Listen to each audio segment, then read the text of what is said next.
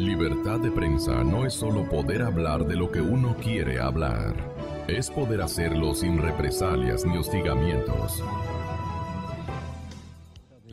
El tocayo Gonzalo Ortiz Crespo anticipó que Correa iba a salir como un responsable penal de el uso, las fuentes, las distorsiones de la deuda pública.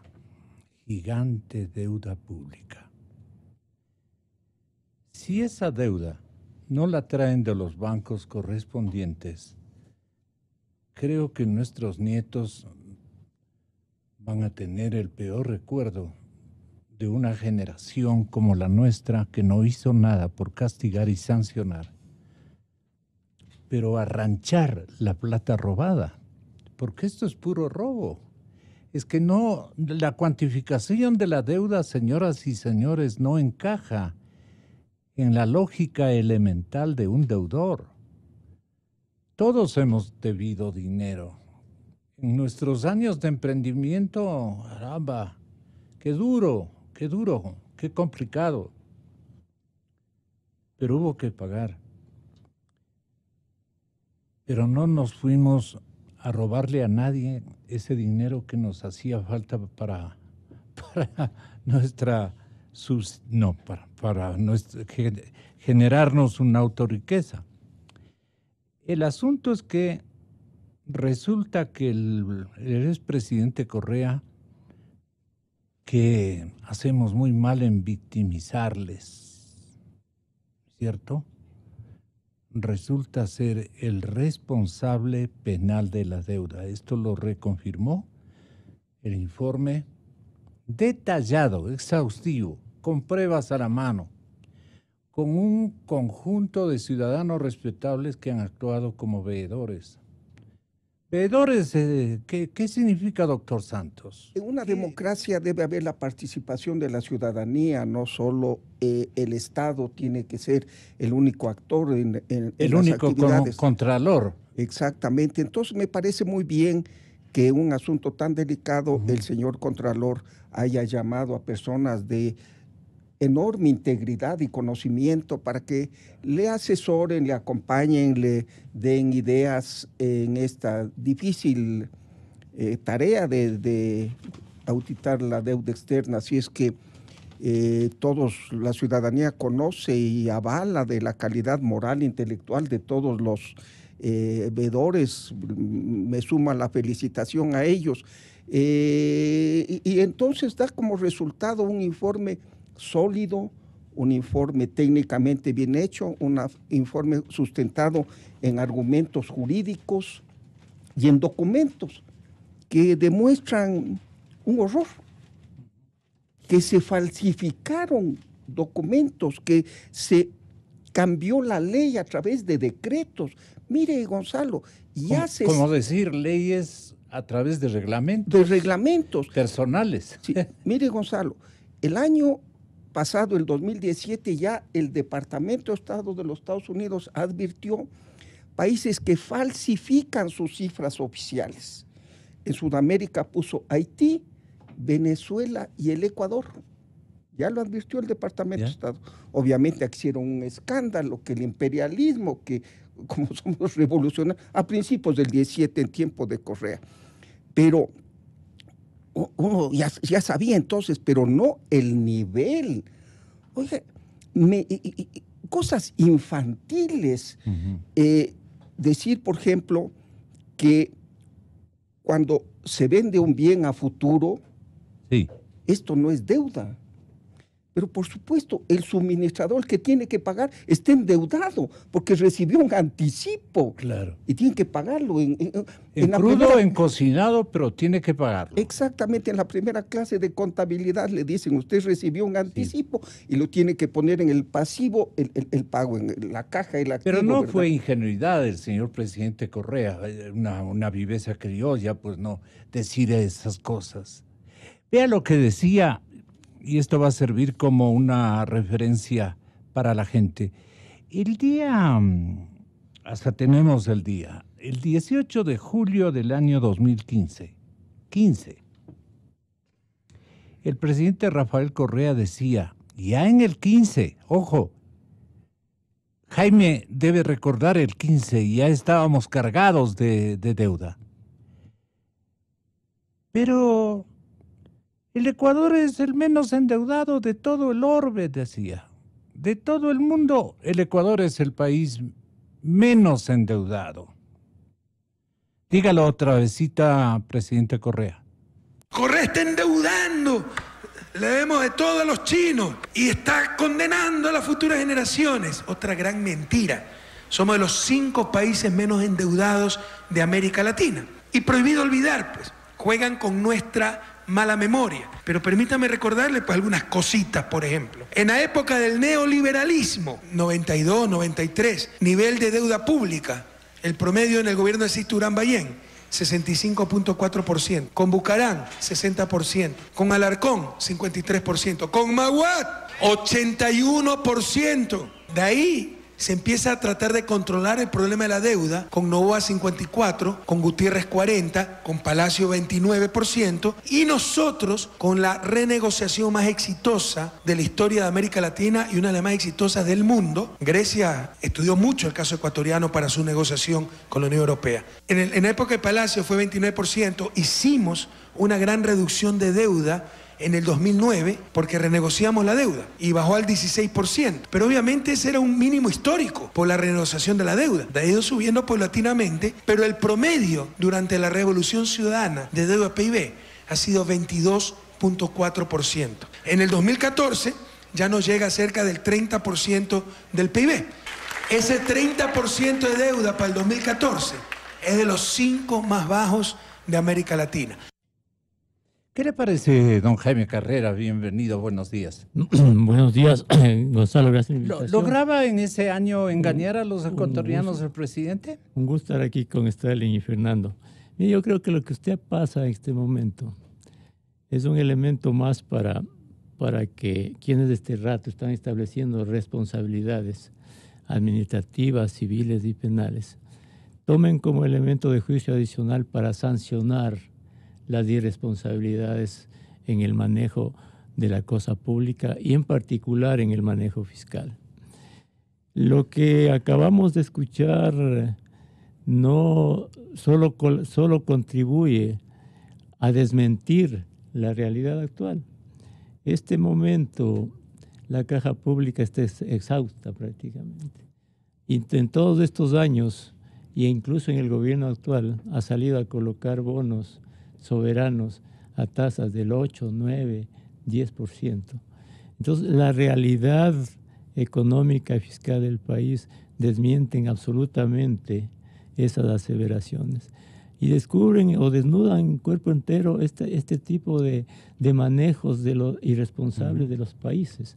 Si algo además de las responsabilidades administrativas, civiles y penales por establecerse a raíz del informe de Contraloría, si algo más de bueno y de importante tiene este informe, es juzgar severamente el error en las políticas públicas y las consecuencias, Gonzalo, que tiene para el futuro económico y social del país el irresponsable manejo fiscal y de la deuda. Solo para citarle algunos casos, Gonzalo. El Ecuador, por ese manejo irresponsable, va a tener al menos una década, de sacrificios en la economía y de recuperar lo maltrecho que ha quedado el manejo fiscal. ¿Y nos puede traducir cuáles son los sacrificios que va a atravesar la población? Le voy a citar. Para pagar en 10 años. Primero, el costo que significa para los jóvenes y para la sociedad haberles negado el futuro de bienestar del país luego de tener un inmenso boom petrolero. Solo le voy a citar algunas cosas de aquí al futuro. El gobierno ha dicho que va a bajar el déficit fiscal de 5 o 6% del PIB al 2,4% del PIB en 2021. Primero parte de un PIB inadecuado, porque el déficit este año potencial es 8% del PIB.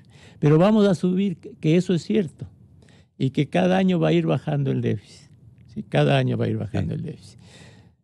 Si va a tener un déficit del 5,8%, tiene que endeudarse en más de 5.000 millones. Luego, si le baja un punto al 4,6 del siguiente año, tiene que endeudarse en 4.000 millones y más. Y así sucesivamente hasta el 2021. Asume usted esa deuda a la deuda actual del gobierno, la reconocida, que está cerca de los 50.000 millones de dólares. El endeudamiento PIB, aunque hubiese cierta restricción del gobierno no suficiente, va a ir subiendo, Gonzalo, en el futuro, hasta llegar hasta el 55% del PIB, por lo menos en 2021, sin considerar los rubros que este rato el gobierno anterior y algunos funcionarios de este gobierno dicen que no son deuda, como son CETES, ventas anticipadas de petróleo, deudas de salud, la deuda flotante. La Contraloría ahí lo que ha determinado es que con la aplicación del manual estadístico del Fondo Monetario Internacional, lo que se ha hecho es establecer una modalidad de cálculo diferente para establecer la relación PIB-deuda, con lo cual se beneficiaba el descenso del porcentaje de la deuda realmente existente frente al 40% que era el techo establecido. Pero esto me parece a mí que parte no de un problema del Fondo Monetario Internacional, parece de un problema en la interpretación de lo que quiere decir ese manual del Fondo Monetario Internacional. Porque primero, siendo un manual de estadística, lo que tiene es un carácter indicativo sobre cómo establecer los análisis para propósitos de toma de decisiones de política pública. Y en lo sustancial, en lo que interesa, lo que el Fondo Monetario Internacional dice en ese manual es que cuando existan instituciones del sector público que tengan obligaciones cruzadas, estas obligaciones cruzadas no pueden verse reflejadas en el consolidado de la deuda, porque lo que antes se hacía, y perdón que yo sé que Jaime Carrera lo va a explicar mejor que yo porque es el técnico, pero me parece que es importante decirlo, lo que antes se hacía, hasta antes de que exista este decreto 1218, es que se establecían los montos de deuda en función de los agregados, es decir, todo lo que debían las instituciones del sector público, inclusive las deudas que se tenían entre sí, que obviamente también son pasivos. Cuando se aplica el manual, lo que se hace es eliminar esas deudas recíprocas entre las instituciones públicas. Pero esto tiene sentido cuando las instituciones públicas dependen de la misma función. Pero no puede ser, y aquí está el dislate que se comete, lo que no puede ser es que se piense, porque así se lo decía y se anunciaba, que como el Seguro Social es institución que pertenece al sector público, es de propiedad del Estado. Léase, de propiedad de quien maneja el Estado. Entonces, las deudas que el Estado tiene con el Instituto de Seguridad Social, que son por los aportes de los empleados del sector público, no cuentan como obligaciones a ser consideradas dentro de la deuda pública interna. Y eso obviamente desvirtúa, desnaturaliza lo que el manual de estadística del Fondo Monetario Internacional se proponía. Bueno, esto digo para explicar un poco lo del tema del decreto 1218. Pero más allá de eso, lo que hemos escuchado aquí tanto a Jaime como al doctor Santos es que las condiciones en las que se establecieron los endeudamientos, la forma en la que se cambió la normativa legal y reglamentaria para establecer las nuevas definiciones de qué es y qué no es deuda, para establecer cuándo hay que mantener y cuándo no la reserva sobre la deuda. Y por último, para establecer nuevas modalidades de cálculo de la relación entre deuda y Producto Interno Bruto, han sido perjudiciales para el Estado. Esto es lo que nos dice Jaime Carrera y el doctor Santos. Y nos dicen, es un perjuicio que va por lo menos a tomar unas cuantas generaciones en ser resarcido. Bueno, entonces, esto es lo que tiene que analizar la justicia penal. Por eso es que el informe de la Contraloría, cuando vaya a la Fiscalía General del Estado, tiene que ser analizado bajo esta lupa. ¿Cuál es ese perjuicio, si es que lo hay, que se causó al Estado ecuatoriano?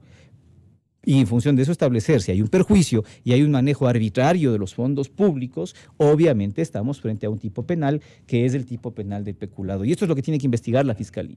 Y no solo ese, algunos tantos más. Claro. Por ejemplo, decía el doctor Santos, la falsificación de documentos y de cifras, que también es un delito. Falsear documentos públicos y cifras que tienen relevancia jurídica es también un delito. Ahora, ojalá no nos terminen sorprendiendo y ojalá...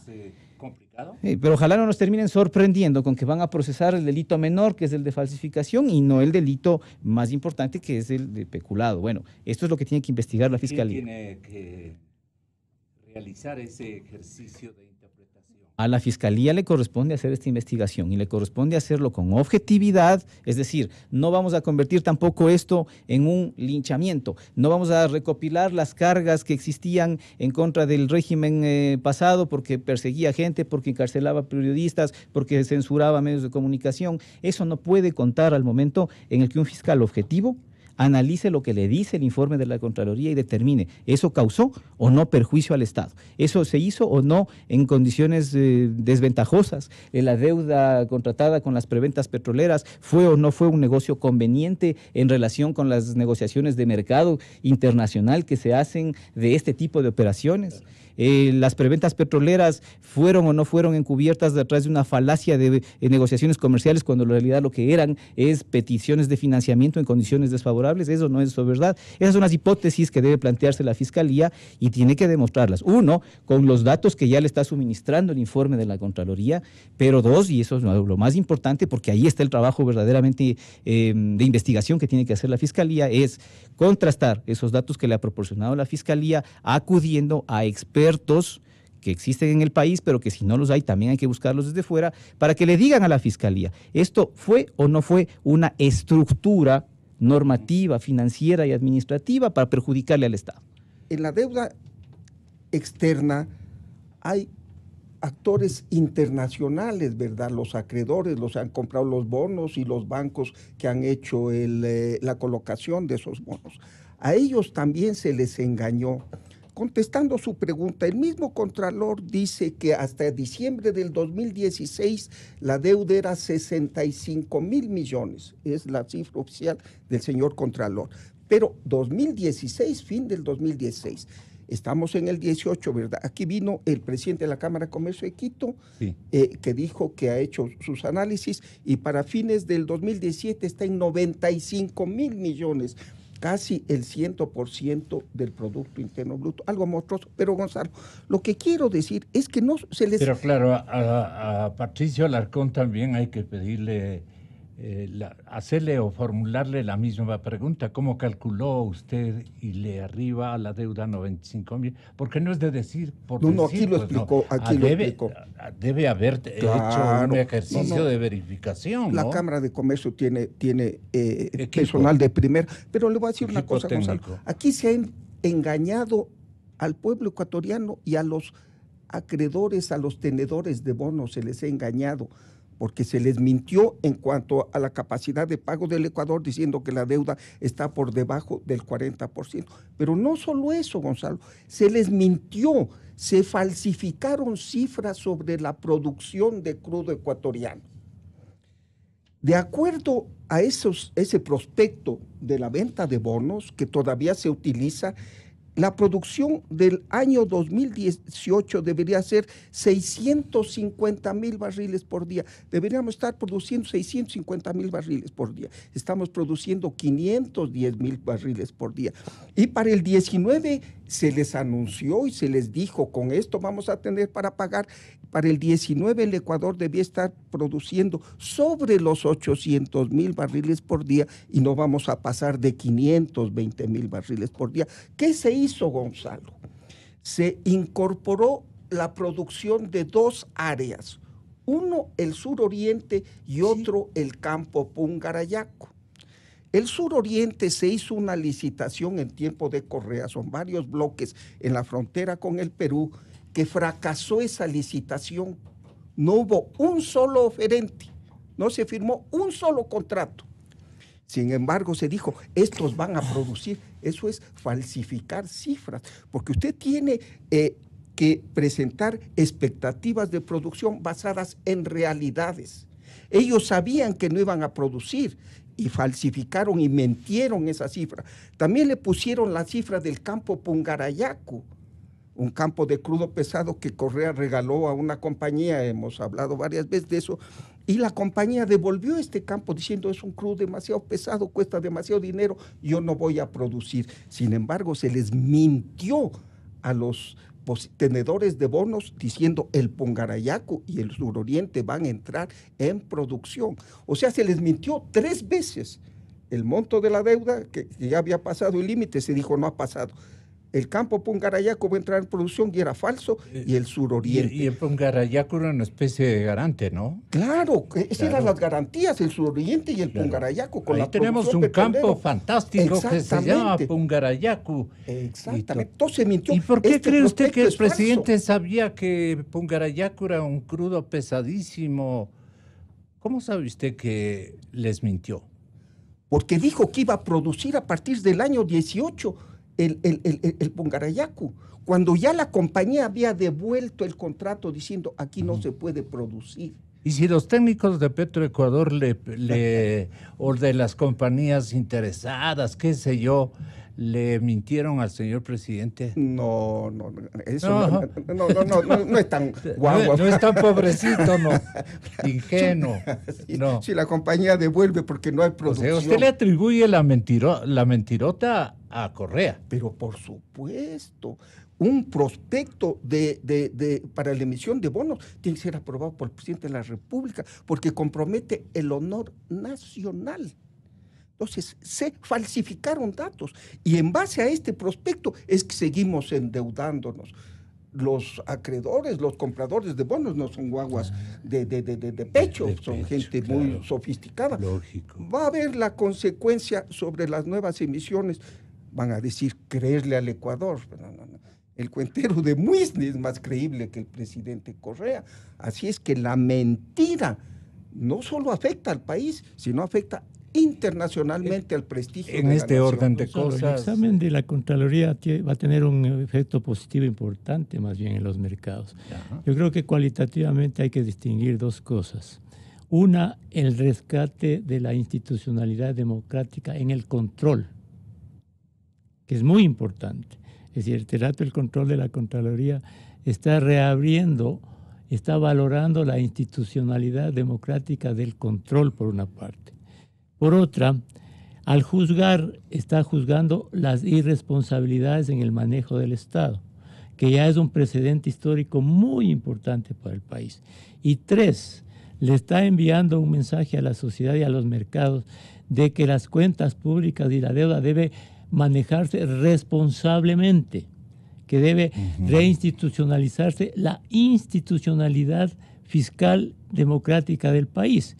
Entonces, lo que le dice el examen a la sociedad ecuatoriana y a los gobernantes y a los políticos es, señores, ustedes tienen que cumplir con la ley, tienen que tener un programa de sostenibilidad fiscal por el bien del país, por el progreso del país, porque eso es bueno para la solvencia del Ecuador, para mantener los fundamentos económicos que le llevan al progreso a cualquier país del mundo, que le permiten atraer inversiones, que le permiten bajar el riesgo, que le permiten ser mejor al Ecuador. Y este mensaje a los mercados, entonces los mercados tienen que percibir esto diciéndole, bueno, hay un examen de Contraloría que le va a obligar a las decisiones de política pública en el futuro a manejar responsablemente la deuda, porque si no son sancionados, a establecer un programa de sostenibilidad fiscal, porque si no son sancionados. Y esas dos cosas, un manejo responsable de la deuda y un programa de sostenibilidad fiscal, hacen que el país recupere su solvencia, su credibilidad, baja el riesgo país, vienen las inversiones, el país progresa. Pero esto, Gonzalo, si es que conversábamos hace un rato con Stalin, aún si las políticas de este gobierno fueran en esa dirección correctamente, este trabajo le va a llevar años al país, Gonzalo. Le voy a poner ejemplos. Colombia tiene grado de inversión, Perú tiene grado de inversión, Chile tiene grado de inversión, pero eso no es gratis. Es un proceso de credibilidad de años del manejo de la política económica y de la política fiscal. Y un seguimiento exhaustivo de parte de las instituciones internacionales. Exactamente, porque además el Ecuador lo que tiene que perseguir es adquirir el grado de inversión en su calificación de la deuda. ¿Qué significa eso? Tener una calificación triple B, 2A, triple A, porque el Ecuador este rato en su deuda externa tiene una calificación de B, que significa bonos basura. Son los bonos que se colocan a la mayor tasa de interés en los mercados. Y ahí, por ejemplo, está, Gonzalo, uno de los grandes prejuicios del país. Déjeme ponerle solo datos. Este rato, por los 14.750 millones de dólares de bonos soberanos. Se van a pagar en este año cerca de 1.400 millones de dólares de intereses a tasas promedio del 9% y algo más. Si el Ecuador en el gobierno anterior hubiese observado la ley, hubiese observado el límite de la deuda del 40% y hubiese institucionalizado un programa de sostenibilidad fiscal, el riesgo país hubiese sido menor y el Ecuador hubiese colocado deudas a tasas del 4 o 5%, a la mitad de lo que colocó. Hagamos un promedio, Gonzalo. Si a estas tasas altas el Ecuador pagase un promedio de 1.000 millones de dólares mensuales de interés a esas tasas altas, y si se hubiese hecho lo correcto y colocábamos las tasas de interés a la mitad, ¿cuánto nos hubiésemos ahorrado? 500 millones en promedio en 10 años, diga usted, 5.000 millones de dólares. Esa es una parte de los costos para el Ecuador de no haber observado la ley y de no haber actuado responsablemente en el manejo de las finanzas públicas. Otro costo, le cito, es de las preventas petroleras. La Fiscalía General del Estado, cuando reciba, que ha de haber recibido el informe de indicios de responsabilidad penal por de ejemplo, la Contraloría, pero de la lectura que uno puede hacer del informe general, porque el informe de indicios no lo conocemos, lo conoce solo la Fiscalía y la Contraloría, porque está bajo la reserva de la investigación. Pero digamos, el informe de responsabilidad penal no podrá decir cosas muy diferentes a lo que dice el informe general. ¿Cuál es el fiscal que tiene que conocer de esto? Porque ambos están neutralizados mutuamente, pues. Bueno, le corresponde al fiscal general del Estado, porque... Al doctor Vaca. Sí, claro, el doctor Vaca sigue... el doctor Vaca ya no... No, el doctor Vaca sigue en ejercicio de sus funciones mientras... Pero si le puso a la doctora Moreno el doctor Yal, pues. No, pero el doctor Vaca a este momento sigue en ejercicio de sus funciones, por lo menos hasta que así se decida en el juicio político que está siguiendo la Asamblea y en la evaluación que está haciendo el Consejo de Participación. Entonces, a él le llegará este informe. Más allá de que esté él o no... sí, más allá de eso, la Fiscalía como institución... ¿No le corresponde ya al doctor Rea? Perdone que le insista. No, todavía no, porque el doctor Vaca sigue en ejercicio de sus funciones. La única que está suspendida en este momento es la doctora Tania Moreno, que es la fiscal subrogante. A ella es a quien le reemplaza el doctor Rea. Y él, a su vez, reemplazará al doctor Vaca en caso de ausencia o de temporal o definitiva. El doctor Yal escoge a quién le va a resultar más menos complicado. Yo no sé, porque me para parece... el presidente Correa. No creo que esto es así, porque la Procuraduría General del Estado le dijo al doctor Yalc, usted tiene que designar al fiscal que esté mejor puntuado después de la doctora Tania Moreno. Entonces, el tema es... Correa está... sí, está bien que sea así, que sea un fiscal de carrera, que sea un fiscal con buena puntuación. Un fiscal joven.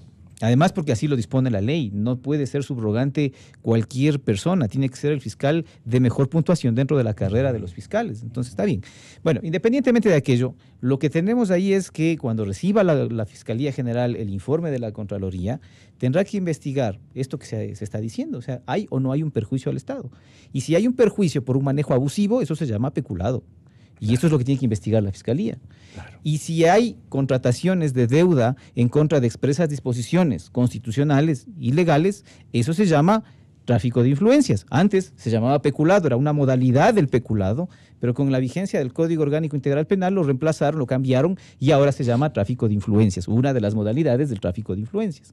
¿Ya? Segundo delito. Tercero, lo que nos han dicho acá, si existe falseamiento de información, también hay un delito de falsificación de información y de datos públicos. Pero el abuso de fondos públicos sí es considerado peculado. Pero por supuesto, el peculado, y en esto hay que ser claro, a ver, por ahí hay unos twitters que dicen, no comete peculado el presidente de la República por la emisión de un decreto. Sí, pero es que verle así es simplificarle demasiado al problema. Sí, efectivamente.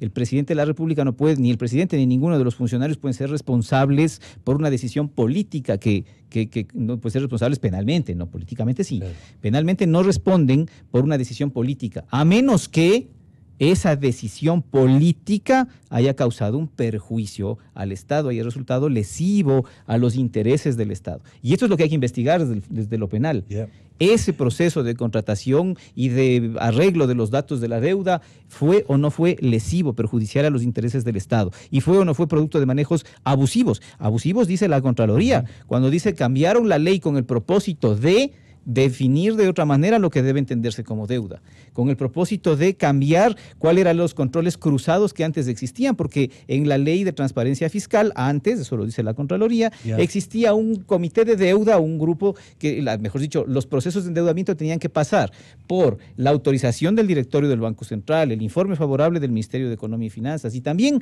el informe favorable de la Procuraduría General del Estado. Después lo que hicieron al aprobar el Código Orgánico de Planificación y Finanzas Públicas fue cooptar todos esos espacios y establecer solamente delegados del Ejecutivo para que le digan al Ejecutivo que está muy bien cuando él pida que le den las autorizaciones o que él se conforme el comité de deuda. Entonces, ¿eso fue o no fue lesivo en contra de los intereses del Estado? ¿Perjudicó o no perjudicó? ¿Abonó o no a que se cause estos grandes perjuicios de los que nos ha hecho referencia aquí Jaime Carrera? Si eso fue así, entonces esa es la investigación penal que debían hacer.